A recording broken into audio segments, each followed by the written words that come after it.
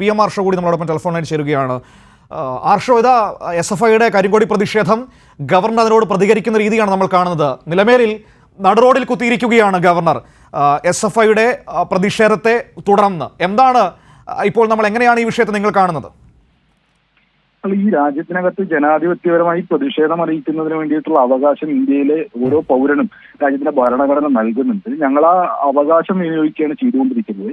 ആ സമരത്തിന് നേരെ, ആ പ്രതിഷേധത്തിന് നേരെ എല്ലാ തരത്തിലുള്ള മര്യാദകളും വിട്ടുകൊണ്ട്, എല്ലാ പ്രോട്ടോകോളുകളും ലംഘിച്ചുകൊണ്ടാണ് നിലവിൽ കേരള സർവകലാശാലകളുടെ ചാൻസലർ ഇടപെട്ടുകൊണ്ടിരിക്കുന്നത്. അദ്ദേഹം തെരുവിലേക്ക് ഇറങ്ങുന്നു.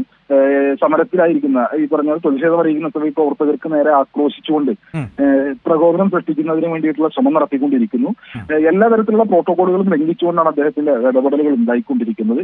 ഞങ്ങൾ ഈ ഘട്ടത്തിലും അദ്ദേഹത്തിന്റെ പ്രകോപനത്തിൽ വീഴുന്നതിന് വേണ്ടി ഉദ്ദേശിച്ചിട്ടില്ല. എന്നാൽ ഞങ്ങളുടെ സമരം ഞങ്ങൾ കൂടുതൽ ശക്തമാക്കി മുന്നോട്ട് കൊണ്ടുപോകും. കാരണം ഏറ്റവും പ്രധാനപ്പെട്ട വിഷയങ്ങൾ ഉയർത്തിക്കൊണ്ടാണ് ഇവിടെ ഈ സമരം നടന്നുകൊണ്ടിരിക്കുന്നത്. കേരളത്തിന്റെ സർവകലാശാലകളെ, ഉന്നത വിദ്യാഭ്യാസ മേഖലക്കകത്തേക്ക് സംഘപരിവാർ അനുകൂലികളെ റിക്രൂട്ട് ചെയ്യുന്നതിന് വേണ്ടിയിട്ടുള്ള ഏജന്റായിട്ട് സർവകലാശാലകളുടെ ചാൻസലർ പദവിയിൽ ഇരുന്നുകൊണ്ട് ഗവർണർ നടത്തിക്കൊണ്ടിരിക്കുന്ന ശ്രമം, അതിനെ ചെറുത്ത് തോൽപ്പിക്കേണ്ടതായിട്ടുണ്ട്. അതിനെതിരെ കേരളത്തിന്റെ ആകെ പ്രതിഷേധമുണ്ട്. ആ പ്രതിഷേധം ഉത്തരവാദിത്തപ്പെട്ട വിദ്യാർത്ഥി സംഘടന എന്നുള്ള നിലയ്ക്ക് ഞങ്ങൾ ഏറ്റെടുത്ത് ഞങ്ങളെ സമരം മുന്നോട്ട് കൊണ്ടുപോയിക്കൊണ്ടിരിക്കുകയാണ്.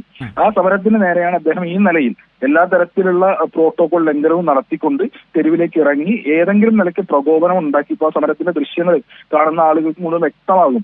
അങ്ങനെ ജനാധിപത്യപരമായി ഒരു നിലയിലും അദ്ദേഹത്തിന്റെ വാഹനത്തിന് മുമ്പിലേക്ക് ചാടുന്നതിന് വേണ്ടിയോ അല്ലെങ്കിൽ ഏതെങ്കിലും നിലയിലുള്ള അക്രമ രീതിയിലേക്ക് പോകുന്നതിന് വേണ്ടിയിട്ടൊന്നും സമരത്തിലുള്ള സഖാക്കൾ തയ്യാറായിട്ടില്ല. ഏറ്റവും സമാധാനപരമായി ജനാധിപത്യപരമായിട്ടുള്ള പ്രതിഷേധമാണ് സംഘടിപ്പിച്ചുകൊണ്ടിരിക്കുന്നത്.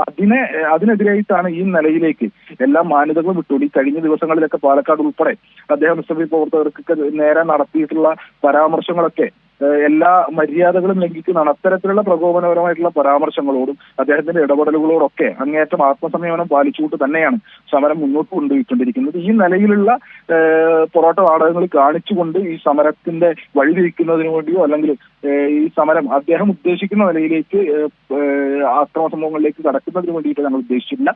ജനാധിപത്യപരമായി സംയമനത്തോടു കൂടി ഞങ്ങളുടെ സമരം തുടരും.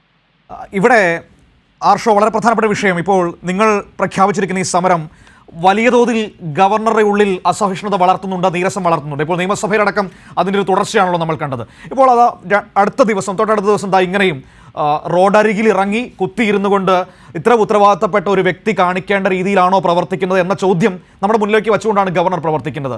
ഇനി ഏതൊക്കെ തരത്തിലുള്ള നാടകങ്ങൾ കളിച്ചാലും നിങ്ങൾ നിങ്ങളുടെ സമരവുമായി മുന്നോട്ട് പോകുമെന്ന് തന്നെയാണ് ഉറപ്പിക്കുന്നത്? തീർച്ചയായിട്ടും ഞങ്ങളുടെ സമരവുമായി മുന്നോട്ട് പോകും. അദ്ദേഹത്തെ സംബന്ധിച്ച് ഏതൊരു സംഘപരിവാറുകാരനും ഉള്ളതുപോലെ തന്നെ ജനാധിപത്യത്തോട്, ഭരണഘടനാ മൂല്യങ്ങളെ വെല്ലുവിളിച്ചുകൊണ്ടുള്ള ഇടപെടലാണ് അദ്ദേഹം നടത്തിക്കൊണ്ടിരിക്കുന്നത്.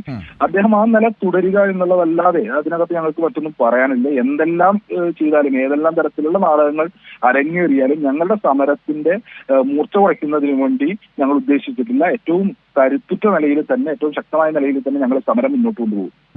ശരി, വളരെയധികം നന്ദി ശ്രീ PM ആർഷോ സംസാരിച്ചതിന്.